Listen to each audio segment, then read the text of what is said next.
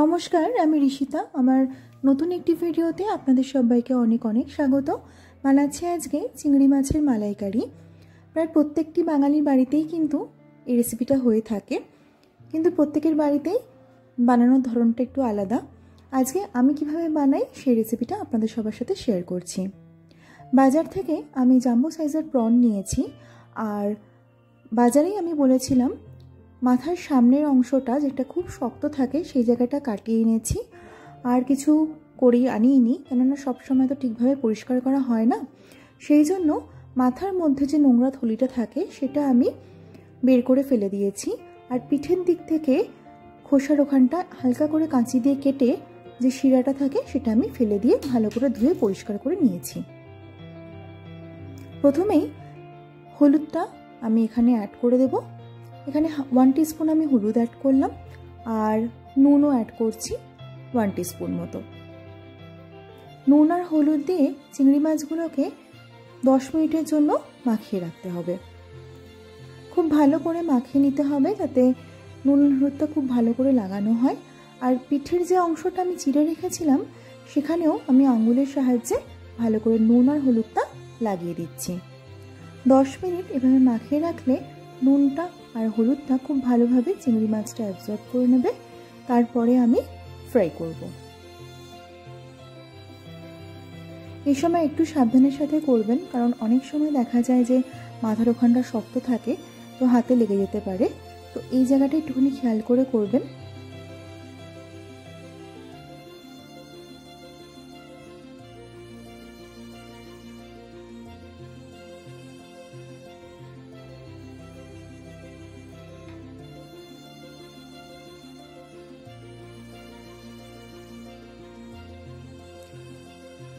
কড়াই গ্যাসে বসিয়ে কড়াইটা গরম করে আমি এখানে 2 চামচ সর্ষের তেল অ্যাড করলাম।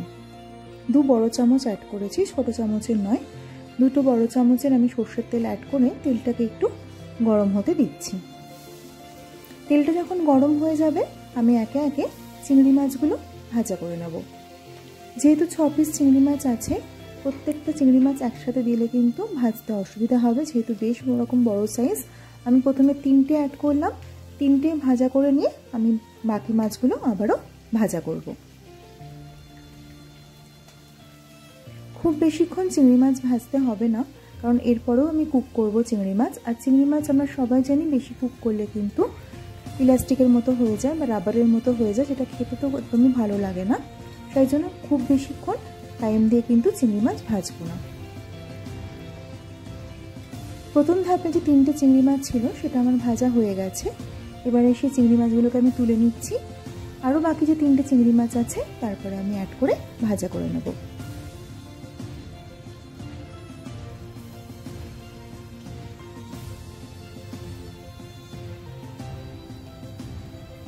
চিংড়ি মাছ রান্না করতে সবচাইতে কম সময় লাগে, কারণ কুক হতে যেহেতু টাইম কম লাগে, এগুলো রান্নার ঝামেলাও কিন্তু বেশ কম থাকে।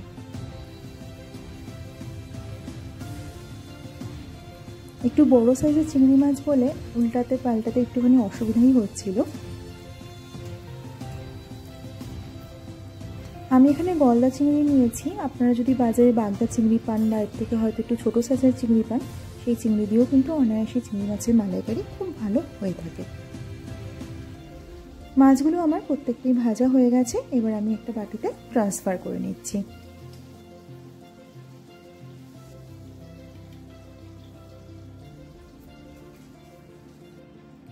একটা মশলার জন্য এখানে আমি 2টো কাশ্মীরি মির্চ নিয়েছি, 3টে কাঁচা লঙ্কা নিলাম ঝালের জন্য, 4 কোয়া রসুন দিয়েছি, রসুন এর থেকে বেশি দেব না। একটা ছোট্ট একটা টুকরো আদা দিয়েছি, আপনারা কিন্তু চাইলে আদা বাদও দিতে পারেন। একটা বড় সাইজের আমি পেঁয়াজকে 4 ফালি করে কেটে নিয়েছি। যদি ছোট পেঁয়াজ হয় তাহলে 2খানা দেবেন, আর যদি বড় পেঁয়াজ বলে আমি এখানে একটা নিয়েছি। খুব সামান্য জল দিয়ে একটা স্মুথ পেস্ট আমি তৈরি করে নেব। কড়াইতে যেটুকুনি তেল ছিল তার মধ্যে আরও 1 চামচ সর্ষের তেল আমি এখানে অ্যাড করছি। তেলটা গরম হয়ে গেলে প্রথমে ফোড়নের জন্য আমি তেজপাতা দিলাম একটা, দেব 2 টুকরো দারচিনি, 4টে 5টা লবঙ্গ আর 3টে ছোট এলাচ। আর দেব 1 চামচ সাদা জিরে। ফোড়নটা ভাজা হয়ে গেছে। এবারে যে মশলাটা আমি বেটে রেখেছিলাম সেই মশলাটা আমি অ্যাড করে দিচ্ছি।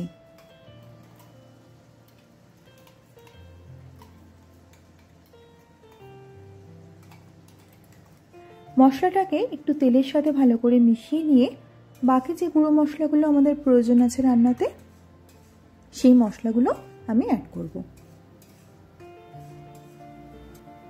স্বাদ মতো আমি নুন অ্যাড করে দিচ্ছি। 1 চামচ, ছোট চামচের 1 চামচ আমি হলুদ গুঁড়ো অ্যাড করলাম আর 1.5 চামচ আমি জিরে গুঁড়ো অ্যাড করে দিচ্ছি। শুকনো লঙ্কার গুঁড়ো এখন আমি অ্যাড করছি না, ঝালটা আপনাদের নিজেদের পছন্দ মতো আপনারা দেবেন। যেহেতু আমি কাঁচা লঙ্কা অ্যাড করেছি ঝালের জন্য, সেহেতু আমি শুকনো লঙ্কার গুঁড়ো এখানে অ্যাড করলাম না। মশলাটা খানিকক্ষণ কষিয়ে এসছে। এবার মিক্সির মধ্যে খানিকটা জল দিয়ে সেই মিক্সি ধোয়া জলটা আমি এখানে অ্যাড করে আরও খানিকক্ষণ কষিয়ে নেব। প্রথমে আমি মশলাটাকে তিনবার মতো কষাবো অল্প জল দিয়ে আর একটুখানি নারকেলের দুধ দিয়ে। সেক্ষেত্রে মনে হয় টেস্টটা বেশ ভালো হয়। ঢাকা দিয়ে একটু মিডিয়ামে ফ্লেমটা রেখে আমি মশলাটাকে কষিয়ে নেব।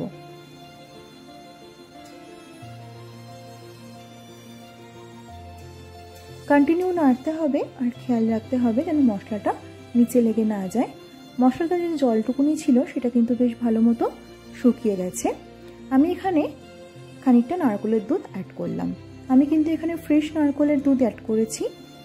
নারকেলকে ভালো করে কুড়িয়ে নিয়ে গরম জল দিয়ে মিক্সির মধ্যে পেস্ট তৈরি করে নিয়ে সেই পেস্টটাকে ভালো করে ছেঁকে আমি নারকেলের দুধ বার করে নিয়েছি। ফ্রেশ নারকেল না থাকলে এখন মার্কেটে খুব ভালোভাবে অ্যাভেলেবেল থাকে নারকেলের দুধ, যেটা মার্কেটে রেডিমেড কিনতে পাওয়া যায়। আপনারা সেটা দিয়েও করতে পারেন অথবা পাউডার মিল্ক দিয়েও করতে পারেন। সেটার ক্ষেত্রে স্বাদটা একটু ডিফারেন্ট হয় কিন্তু বেশ ভালো লাগে খেতে। নারকেলের দুধ দিয়ে ভালো করে কষিয়ে নিয়ে আরও খানিকক্ষণ ঢাকা চাপা দিয়ে কষিয়ে নেওয়ার পর দেখুন যে তেলটা বেশ সুন্দর করে ছেড়ে এসছে। আমি এখানে সামান্য চিনি অ্যাড করলাম একটু মিষ্টির জন্য বা নুনটাকে ব্যালেন্স করবার জন্য। ভালোভাবে কষানো হয়ে গেছে। এবার বাকি যে নারকেলের দুধটা আছে সেই দুধটা আমি অ্যাড করে দিচ্ছি।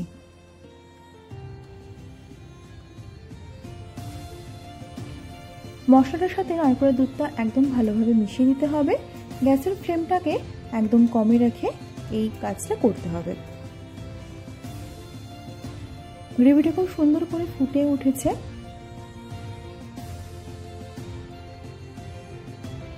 এই সময় আমি ভেজে রাখা চিংড়ি মাছগুলো আস্তে আস্তে অ্যাড করে দেব। গ্যাসের ফ্লেম কম রাখতে হবে, বেশি রাখলে কিন্তু তলাটা ধরে যাবে, সেই জন্য একদম কম করেই রান্না করবেন।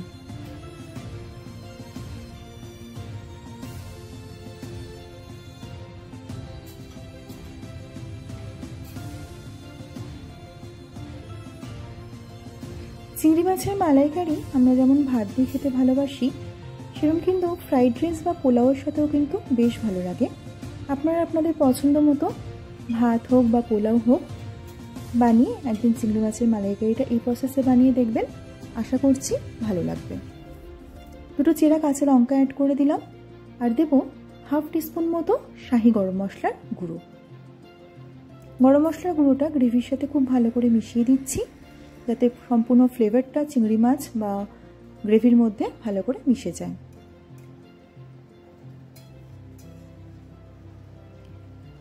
খুব ভালো করে ফুটে উঠেছে। এবারে গ্যাসের ফ্লেমটা আমি বন্ধ করে দেব আর উপর থেকে ছড়িয়ে দেব 1 চামচ ঘি। আপনারা চাইলে নাও দিতে পারেন, কিন্তু লাস্টে ঘিয়ের ফ্লেভারটা কিন্তু রান্নাতে খুব ভালো একটা স্বাদ এনে দেয়। গ্যাসের ফ্লেম একদম বন্ধ করে আমি ঢাকা চাপা দিয়ে 10 মিনিটের জন্য স্ট্যান্ডিং টাইমে রেখে দেব।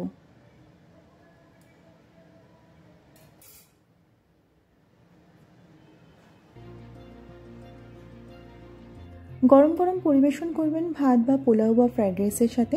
আশা করছি রেসিপিটা ভালো লাগলো। আমার চ্যানেলে নতুন বন্ধু হলে চ্যানেলটিকে সাবস্ক্রাইব করে প্লিজ আমার চ্যানেলের পাশে থাকবেন। বাড়িতে একবার বানাবেন আর জানাবেন আপনাদের কেমন লাগলো।